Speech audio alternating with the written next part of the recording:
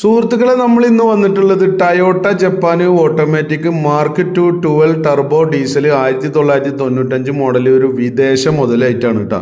2006 മോഡലിലേക്ക് KL48 ഇങ്ങോട്ട് number ആയിട്ടുള്ള ഒരു മുതലാണ്.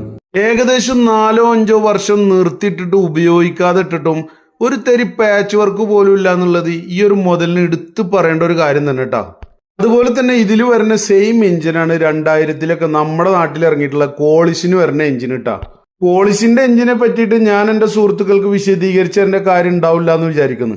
അതുപോലെ നല്ല പ്രീമിയം വണ്ടിക്കൊക്കെ വരുന്ന മാതിരിയാണ് ഫ്രെയിംലെസ് ഗ്ലാസ് ആണ് ഡോറിന്റെ സൈഡിലൊക്കെ വരുന്നത് കേട്ടോ. മുതലും അന്നത്തെ കാലത്ത് പ്രീമിയത്തിന് ഒട്ടും മോശമില്ലാത്തൊരു വണ്ടിയാണ് കേട്ടോ.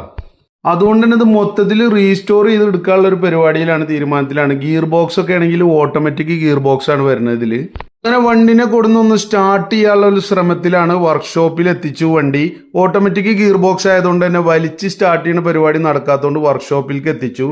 അങ്ങനെ സ്റ്റാർട്ട് ചെയ്യണതിൻ്റെ ആദ്യ നടപടി എന്നുള്ള നിലക്ക് നല്ലൊരു ചാർജുള്ള ദമ്മ് ബാറ്ററി ഒക്കെ ഫിറ്റ് ചെയ്ത് ഇതൊക്കെ ഫിറ്റ് ചെയ്തിട്ട് സ്റ്റാർട്ട് ചെയ്യാനായിട്ട് ശ്രമിക്കുന്നത് നമ്മളെ സുഹൃത്ത് സുബൈർ ഭായി ആണ്, പട്ടാമ്പിയിൽ വല്ലപ്പുഴയിൽ. ഇതിൻ്റെ തൊട്ട് മുന്നേ ഞാൻ വീഡിയോയിൽ പറഞ്ഞിരുന്നു നമ്മളെ സുഹൃത്തിനെ പറ്റിയിട്ട്. അങ്ങനെ നമ്മളെ പരിശ്രമമൊക്കെ വിജയിച്ച് വണ്ടി സ്റ്റാർട്ടായി. അടുത്ത നല്ലൊരു വീഡിയോ ആയിട്ട് വീണ്ടും കാണാം.